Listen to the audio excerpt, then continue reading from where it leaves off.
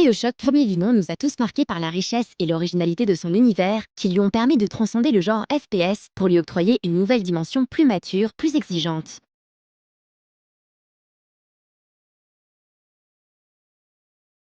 Développé par Irrational Games à Boston, ce studio fondé en 1997 par d'anciens membres de Looking Glass a toujours été féru d'univers forts. Leur premier jeu est ainsi le mythique System Shock 2, créé par Ken Levine. La production de BioShock Infinite a commencé une fois BioShock 1 terminé, soit en 2008, sa suite ayant été développée par un autre studio, Touquet Marine. You can picture happy gatherings. Pour nous parler du jeu, que nous avons pu prendre en main pendant quelques heures, nous sommes allés à la rencontre de Bill Gardner, dont le poste est pour le moins particulier. Il est en effet spécialiste de l'expérience utilisateur. Tearful partings. So what that means is I'm the guy who plays the role of the gamer. I'm the guy who plays the game and tries to find issues and find issues that the player and the end user are going to have and anticipate what's going to be confusing or what could be better. And then I put together presentations and suggestions for Ken and for Rod to hopefully improve the game. In the sky, in the sky. Bill n'est pas un débutant. Il a commencé dans le département assurance qualité avant de passer au level design pour finalement obtenir le poste de lead level designer sur BioShock premier du nom. L'une des particularités de la licence BioShock est de proposer ce que l'on pourrait appeler une histoire ouverte. À la manière d'un monde ouvert où le joueur est libre de ses choix, le background scénaristique de BioShock Infinite laisse au joueur l'opportunité de décider jusqu'à quel point il souhaite s'investir dans l'histoire pour en obtenir toutes les clés. You know, BioShock Infinite is a very deep game. There's a lot of complexity, there's a lot of detail, and I think one of the things that makes it, that really sets BioShock Infinite apart is that we let the player sort of determine how much information he wants. We don't shove cutscenes in front of your face, and you know, we try and minimize the amount of sort of captive audience situations that we put him in. On a ainsi les kinétoscopes qui permettent de voir des films d'archives ou de propagande sur l'histoire de Columbia, mais aussi les voxaphones qui fonctionnent comme des journaux intimes audio similaires aux enregistrements de BioShock 1, sans oublier les affiches ainsi que les habitants de Columbia eux-mêmes dont on peut saisir des bribes de conversation. Whether they be enemy or friend. So you have all these different channels of getting information across, and then there's you know, Elizabeth and Booker conversations and conversations that Booker has with people in the world, and you know, again, there's all these different avenues of communicating the information that we need to get across, and it's a tricky balancing act to know exactly what information you need to get across early on. You know, you think, oh, the player needs to know about Comstock right away, and it's like, well, we can probably wait maybe till midway through the first level, and it's much more important to get, you know, details of Booker's backstory up front, and then like seed in details about Elizabeth and how she's the lamb and she's being kept in this tower, and again, you think about the vast amount of information we get across in the first 15 minutes of BioShock, and it's just like constantly coming at you. I would wager that the amount of information is in that first 15 minutes or that first level is more than the entire BioShock 1. Expliquer aux joueurs de façon non intrusive l'histoire de Columbia a donc été affaire d'itération. Le feedback de Bill a également joué, tout comme celui de gens extérieurs au studio lorsque cela était possible. Mais au final, les décisions revenaient à Ken Levine, qui a toujours affiché un savoir-faire certain pour déterminer le rythme du flux d'informations à faire passer aux joueurs.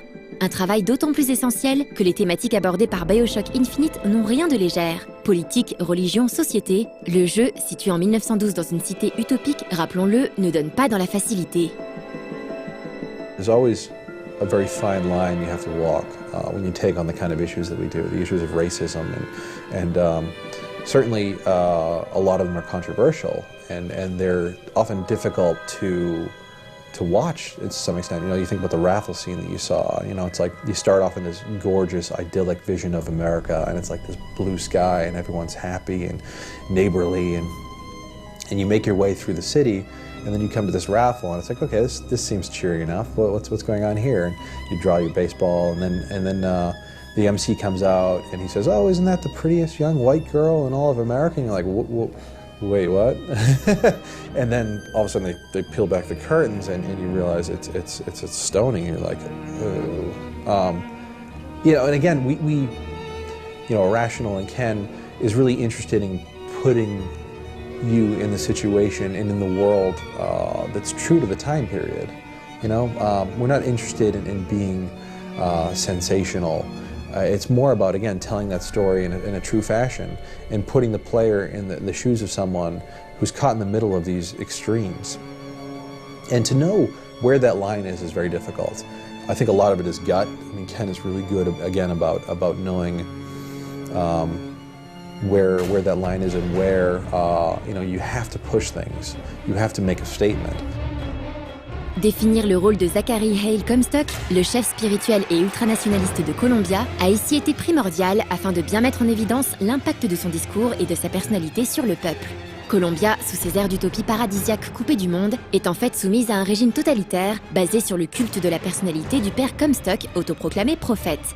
On commence ainsi l'aventure en étant baptisé de force par les disciples du leader. BioShock Infinite, tout en travaillant une jouabilité et des thématiques similaires à celles de BioShock 1, propose ainsi un tout nouvel univers. Mais créer ce dernier tout en restant fidèle à l'identité de la série n'a pas été facile. In order to make the game feel like a BioShock game, you have to have a certain feeling, you have to have a certain sense of mystery, a certain sense of like what's around the next corner. In a lot of ways, Rapture and Columbia are characters, right? They tell a very deep and complex story, and the player is exploring those worlds, looking for more details into what happened.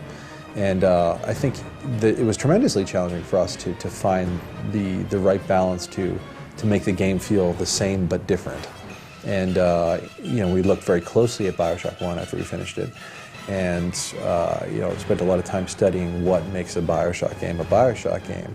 And it really, what it came down to is, it's not about rapture, it's not about objectivism, it's again about that feeling, that mystery, that awe when you feel when you step off of the bathysphere for the first time, or as you approach Rapture for the first time, you say like, oh my God, this place is amazing, but something's not quite right. Cette sensation est en effet bien présente, et ce, dès les premières minutes de jeu. On est rapidement amené à s'interroger sur le vrai visage de Comstock et de Columbia, derrière les illusions et la propagande. Mais la cité elle-même et les hommes qui la régissent ne sont pas les seuls personnages du jeu. Au cœur de BioShock Infinite, on trouve bien sûr Booker DeWitt, un type lessivé, ancien agent en disgrâce de l'agence Pinkerton, chargé par de mystérieux commanditaires de ramener une certaine Elizabeth à New York. When Elizabeth first meets Booker, there's obviously that sense of distrust. Again, she's been essentially in this petri dish her whole life. She's been observed, and then she gets out, and it's like, why would you trust anyone? You realize that you've been observed your whole life, and your whole life essentially is a sham, right? Like it's all been staged. And so the hurt that you feel and the way that you want to lash out and find out who's responsible and all the questions and all the things that are rattling around in your mind, put yourself in her shoes. And Booker's a no-nonsense kind of guy. He just wants to get the job done, right? He's been hired for a job, he's going to see it through, he's a guy who gets things done, right? And so he has this girl who's causing all these wrinkles. She just wants to go off and explore, and she wants to experience Columbia. Her ultimate goal is to eventually get to Paris. That's all she wants in life, is to get to Paris. And Booker needs to take her to New York and finish his job and be done with her. Finalement, ces deux personnages que tout semble opposer se rapprocheront par la force des choses, comme dans un buddy movie des années 80. On retrouve en effet la confrontation classique du vieux loup blasé et du jeune agneau innocent, mais avec un sérieux twist. L'agneau s'avère doté de pouvoirs surnaturels, tandis que le vieux loup semble impliquer bien plus qu'il ne le pensait. Cette relation entre Booker et Elizabeth est l'un des moteurs du jeu, mais la définir fut difficile pour l'équipe. Avec Elizabeth, un personnage contrôlé par l'IA, Irrational Games devait faire un sans faute, sinon le jeu lui-même était voué à l'échec. For the longest time, Elizabeth just wasn't working, right? I mean, you think about the amount of work that goes into creating a character that you're gonna fall in love with, a character that you're gonna believe and empathize with. I would say, for me, just to give you a sense for how far we've come, at one point Liz wasn't going to talk. She was actually going to be mute, and there were a million reasons for that. And for the longest time, that was, it wasn't actually that long. It was, again, BioShock Infinite was a very, very long development. We were lucky enough to have the time to really develop the world the way that we needed to. But with Elizabeth, she for a long time she didn't speak, and eventually it was like, wait, what are we doing? So we made that change, and all of a sudden it opened up all these opportunities for you to again, interact with her. For Booker to find ways to interact and to gel and to bond with her.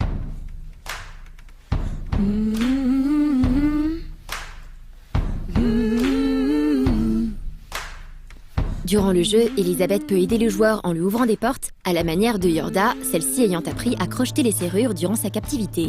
Elle peut aussi lui prêter de l'argent pour s'acheter des upgrades, lui envoyer des munitions en plein combat, ou carrément exploiter les failles spatio-temporelles qu'elle seule semble à même de voir et de manipuler. Mais tout a un prix. Un autre point différenciant Infinite de BioShock 1 est la présence de Skylines, ce réseau de rails aériens auquel le joueur peut s'agripper pour glisser à toute vitesse à travers la cité. Getting the Skylines right is a tremendous challenge. You think about putting a roller coaster in a city. I mean, that alone is like, that's crazy, right? So we spent a lot of time researching roller coasters. And we actually at one point went to a theme park and rode on some and took some pictures and some video and things like that. In a lot of ways, you think about roller coasters, they're sort of a natural tension builder. You're riding, it's like, oh, we're about to, you're riding around at super, 80 miles an hour, super speed. You think about that feeling, the feeling of exhilaration. It lends itself very nicely to a video game. But to get that right, there's two elements really. There's one, you have to make it believable. We try our best to make sure that every part of a BioShock experience makes sense. And so part of that is making sure that it's grounded. You take the elements of the skyline, and you make sure that it's grounded to the buildings and to the streets, and they have all kinds of different architectural elements that will help tie them to the environment. But on top of that, obviously, it's about balancing the fun with that believability. Et c'est le cas. Les sensations offertes sont celles d'un grand 8. Elles servent aussi en combat en permettant aux joueurs de tourner autour des ennemis, nettement plus nombreux dans Infinite que dans BioShock 1, ou de les attaquer au corps à corps. Il est même possible de faire demi-tour ou de se décrocher en un éclair pour aller exploser d'un coup d'un seul un ennemi au sol. Ce moyen de déplacement est parfaitement adapté à l'environnement aérien du jeu, qui n'a plus rien à voir avec les espaces confinés de Rapture. Tout comme le système de combat qui met à profit diverses armes, dont un fusil sniper ainsi que des pouvoirs obtenus grâce à des fioles, les Vigors. Celles-ci peuvent être combinées et disposent chacune d'un usage secondaire, permettant de poser des pièges ou de lancer des attaques chargées, adaptées au plus grand nombre d'ennemis croisés. Il y a tellement de choses à dire sur le jeu que c'en est frustrant. Il va décidément être bien difficile d'attendre la fin du mois de mars.